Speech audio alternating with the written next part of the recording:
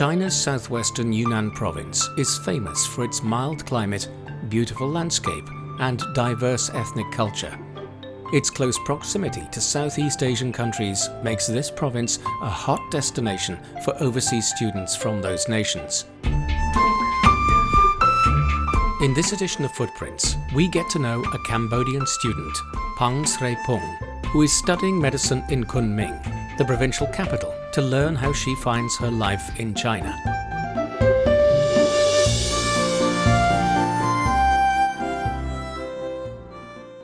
Phorng Sreyphoung is a young Cambodian girl who harbors big dreams. She says she hopes to help people, especially her fellow country people, with her medical knowledge. 我嘛选择这个医学专业嘛，就是我一直能希望嘛用这个知识来帮助更多的人。但是 I major in medicine because I have always hoped to use this knowledge to help more people. In Cambodia, medical resources are still relatively limited, so the profession of a doctor can directly change the lives of many people, which is why I chose this profession and major. Sreyphoung chose to come to Kunming in southwest China's Yunnan province to receive the necessary education and training in medicine. Now a freshman at the Kunming Medical University, Sreyphoung will spend 5 years being systematically trained in clinical medicine, so that one day she could become a well-qualified medical practitioner and hopefully take the advanced medical knowledge and skills she's learned back to her own country. 我选择了昆医嘛，就是因为它有一个医学教育和研究领域具有很高的胜率。 I came to Kunming because KMU has a reputable major in medical education and research. Plus, the climate in Kunming is very similar to that of Cambodia, which makes it easier for me to adapt to. I had also seen many people, including my senior schoolmates, coming to study in China, and that made me want to study here too. 留学包括我也很喜欢。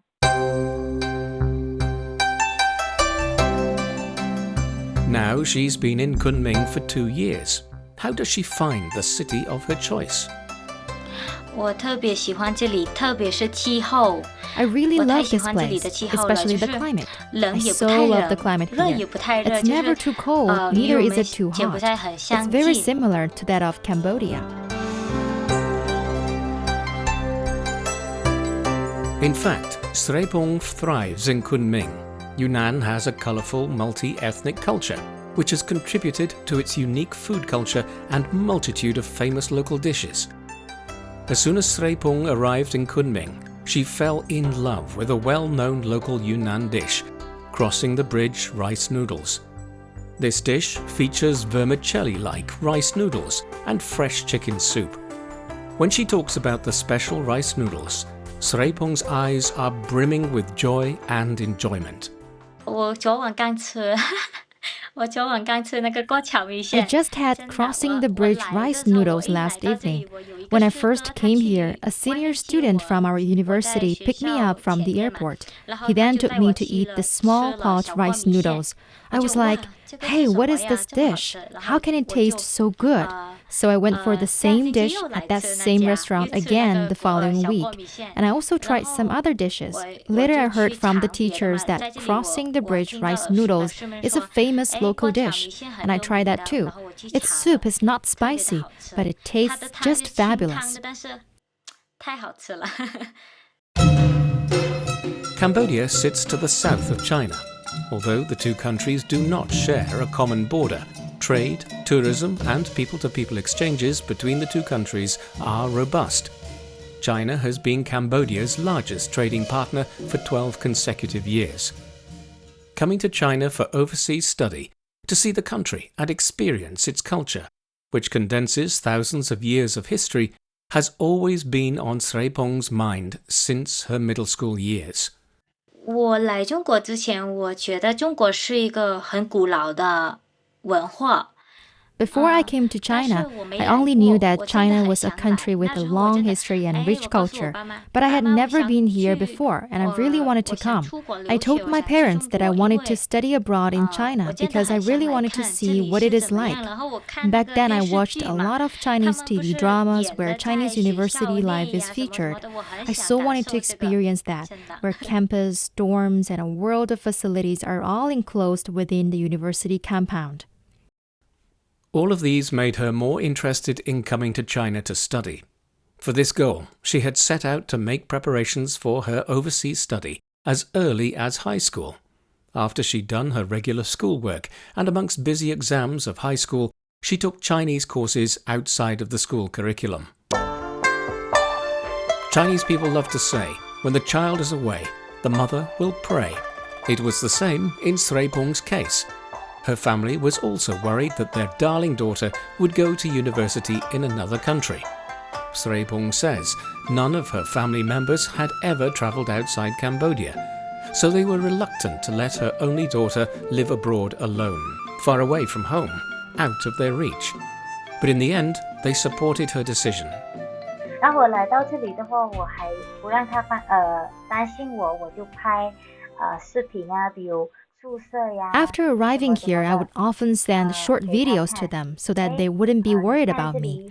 I would show them around different places here, including my dormitory, and tell them, see, we scan our faces to gain access to the dorm building, so it's quite safe here.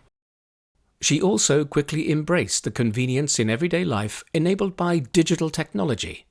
If I go out, I can ride a shared bike by simply scanning a QR code, fast and easy. If I need to pay for something, I can also scan a QR code and it's done. No need for cash, it's so convenient. Here she is open to more opportunities to see and experience the real China. The university provides her and her fellow overseas students with many opportunities for China exploration. During one of her tour visits to Pu'er City, also in Yunnan, she had her first experience of a Chinese hospital at the grassroots level.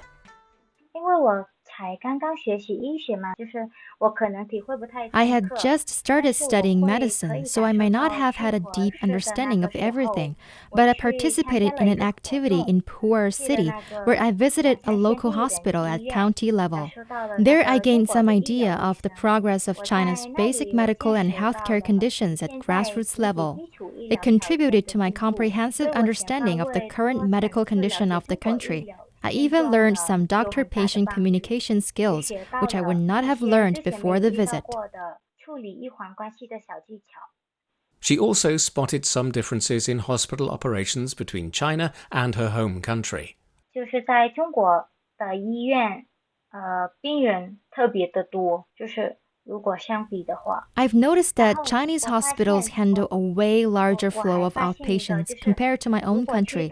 I also found that consulting rooms in big hospitals in China are designed with very specific specialized fields. For example, if you want to see a doctor for a thyroid problem, you have to go to the endocrinology department. In Cambodia, small hospitals don't usually have so many specialized consulting rooms. Patients may not know what problem our bodies have. We go straight to the doctor for help. One of the most challenging parts of overseas study is usually the language barrier. Sreyphoung says at Kunming Medical University, her medical major not only requires her to master professional knowledge, some courses also need her to learn and communicate in Chinese. Thanks to the help of her teachers and classmates, Sreyphoung's Chinese Mandarin quickly caught up. Now she speaks fluent Chinese. Before coming to China, Sreyphoung was a fan of Chinese films and TV dramas. She used them as a window for knowing China, as well as a way of improving her Chinese language skills. 我看的太多了，就是我追剧的。 I've watched so many Chinese dramas. I binge watch shows too. Young girls like me love to watch romance dramas. I watched so many dramas before I came here. Now I haven't got time to do that because I'm just too busy. Back in those years, Sreyphoung says she had even followed some Chinese reality shows, just like Chinese young people did then. I followed Running Man for several years, and I really liked the actors and actresses in it. Listening to their conversations in the show also helped me improve my Mandarin Chinese.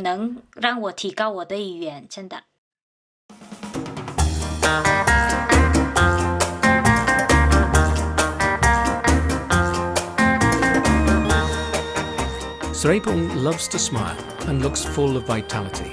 In Kunming, she is quite active, taking part in various kinds of university activities and tours which took her to different parts of Yunnan. She visited the famous Stone Forest in Yunnan, which features unique karst landforms on a large scale, toured Pu'er City and tasted its most famous Pu'er tea, a fermented tea type, and had experienced different cultures with other international students. I have learned a lot about the culture here. For example, there are many schools of Tai Chi, which is Chinese boxing, and Chinese calligraphy, where you write with a brush, and the culture associated with tea drinking. During her trip to Dali, a city in Yunnan, which is famous for its ancient history and serene panorama and the winding Arhai Lake, Sreyphoung was overwhelmed by a feeling of homesickness. Dali's refreshing view reminded her of her hometown, which is close to the sea. But this homesickness didn't last too long. My homesickness was not so bad because there are many Cambodians here in Yunnan. When I see them, it makes me feel that I haven't been far from home. There are also many Cambodians in my university, as there are in many places in Yunnan. According to her, there are around 29 Cambodian students currently pursuing undergraduate or master's degrees at Kunming Medical University at the moment. As the saying goes, knowledge comes from books and from experience of the world. When she has time, Sreyphoung loves to travel around China to hang out at the hottest destinations popular with local Chinese. She takes every opportunity to learn about Chinese society and experience the authentic Chinese culture. She's now been in China for about 2 years, and her footsteps have covered so many more places of the country. Her experience in Chongqing, the largest city in southwest China, really inspired her with awe. This city has been nicknamed Cyberpunk City and the 8D City by many overseas visitors because of its densely packed skyscrapers and complex multi-dimensional urban layout. The city's unique topography with its mountains, steep terrain and rivers add to this futuristic effect.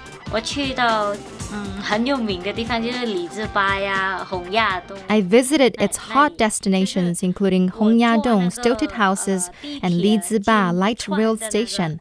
At Liziba station, I took the light rail train and passed through the apartment building. It was just amazing. It's hard to imagine how they did it because one needs to mount multiple flights to ascend the station. But once you board the train and pass through the building, you are greeted with beautiful views along the line. It's just beautiful. Liziba Station was China's first light rail overhead station built through a residential building by Chongqing Rail Transit. Although a commonplace thing for the locals, the unconventional station has now become a tourist hotspot because of the novelty of seeing a train disappearing or popping out through the middle of a block of flats. This very futuristic sci-fi feature was designed as an effective way to make space for the train route in the housing-intensive city. During the trip, she even visited giant pandas in Chongqing, as the city is close to Sichuan, the home province of giant pandas. I haven't been to Chengdu yet, but I did see giant pandas because there are also a few pandas in Chongqing. I went to see them. They're cute, but they're a bit lazy though. I saw them chew bamboo and I took some photos of them. For the Chinese, if they visit Cambodia, the place they can't miss is, of course, Angkor Wat. For Sreyphoung, the first thing that comes to her mind when people talk about China is the Great Wall in Beijing. Great Wall. When we think of China, we immediately think of the Great Wall. It is particularly famous. My friend went to the Great Wall and he gave me a picture of it. I really want to visit it, but I haven't had the opportunity yet. I will visit it someday in the future. Last time I went to Beijing, I only had time to visit Tiananmen Square, the Forbidden City, and the Summer Palace. Sreyphoung plans to make good use of the country's convenient air transportation and high-speed trains to travel to different places in China and explore different aspects of the country. She shares that Shanghai and Chengdu, the provincial capital of Sichuan, are already on her must-visit list. Looking to the future, Sreyphoung has already drawn up the next step of her life. 毕业后呢，我计划在中国继续读研，然后 After graduation, I plan to continue my postgraduate studies in China, then return to Cambodia to work in our healthcare system. I hope to apply the advanced technology and medical experience I have gained in China to my work. I hope I can join a public hospital and promote medical education and clinical development in Cambodia.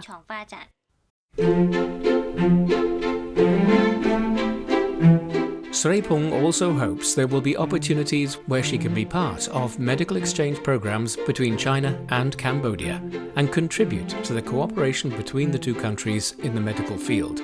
That means more people can enjoy better medical services.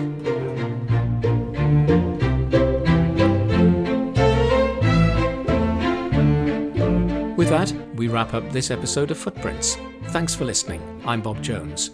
If you're interested in hearing more about the lives of ordinary but incredible people in China, follow us on your favorite podcast platforms. Just key in Footprints and you can find more stories anytime, anywhere. We'll see you next time. Bye for now.